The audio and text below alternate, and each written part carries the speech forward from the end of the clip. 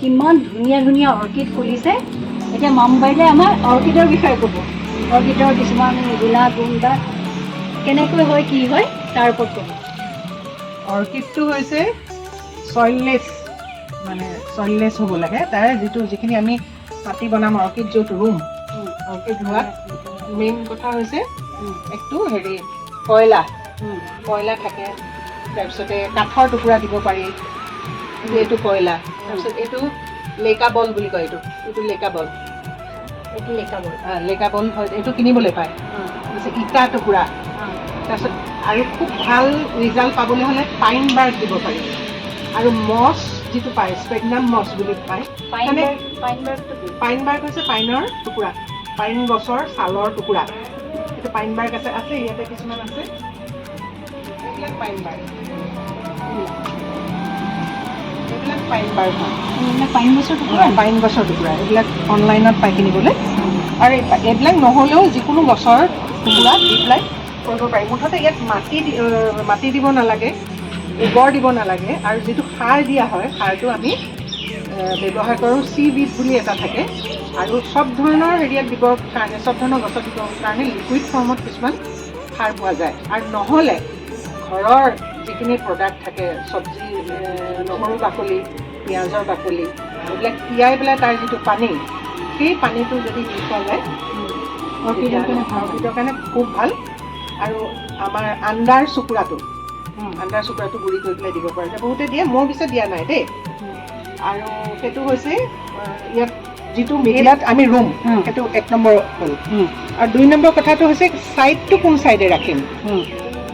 একটো হেৰিয়াত খুব ব্ৰাইট লাইট লাগে, অৰ্কিডক ব্ৰাইট লাইট লাগে। আৰু ডিৰেক্ট ছানটো নালাগে, ডাইৰেক্ট ছান একদম সূৰ্যৰ তলত মানে এনেকৈ থ'ব নালাগে। যদি থোৱা যায় তেতিয়াহ'লে গছ চছৰ তলত থ'লে মানে সেইটো বহুত ধুনীয়া হয় ৰিজাল্টটো। মই অৰ্কিডখিনি এনেকৈ ৰাখিবলৈ, এইখিনিত থ'বলৈ এইবছৰহে চেষ্টা কৰিছোঁ।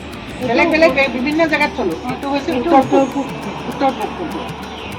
কোণটোত কি হ'লে গৰমকালিও ইহঁতি ৰ'দটো এইফালৰ পৰা ওলাই পেলাই কিন্তু ৰ'দটো এনেকৈ গুচি যায়। গুচি গ'লে তেতিয়াহ'লে মোৰ দিগদাৰ নহয় তাৰমানে দেই। সেইটো কাৰণে সেইটো হৈছে 2 নম্বৰ টিপছ। আৰু ইয়াৰ কিছুমান অৰ্কিড আছে, মই অলপ বেলেগ জেগাত আছে, ধান্দা অৰ্কিড যিটো আছে, ধান্দাটো সেইটো কমপ্লিটলি তাত একোৱেই নালাগে, এনেই খালি এনেকৈ ভাকুটা দি পেলাই আঁৰি থোৱা হয়। ধান্দা অৰ্কিডটো অকল তাক বতাহ, পানী আৰু ব্ৰাইট লাইটটো লাগে। আৰু তাত মিডিয়াম বুলিবলৈ বেলেগ একো নালাগে, তাক খালি এটা ছাপৰ্ট লাগে থিয় হৈ থাকিবৰ কাৰণে। আমি এতিয়া তেতিয়াহ'লে সেইটো অৰ্কিড চাবলৈ যাম, ব'লা নি? আমি এইটো ভাণ্ডাৰ অৰ্কিডৰ ওপৰত চাম।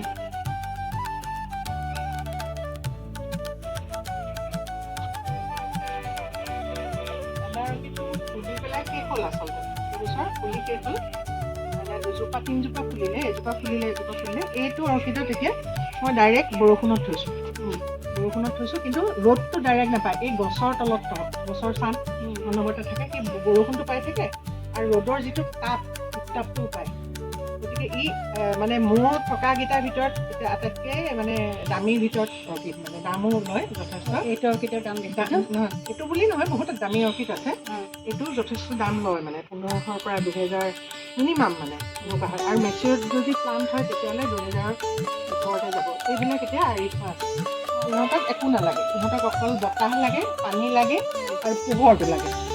আৰু বৰষুণৰ পানী দি থ'লে মানে আটাইতকৈ ভাল হৈ থাকে তাৰমানে। সেইখিনি মই সেইকাৰণে তেনেকৈ আঁৰি থৈছোঁ, ভিতৰত থৈছিলোঁ। ইয়াৰো যতনটো একেই নে?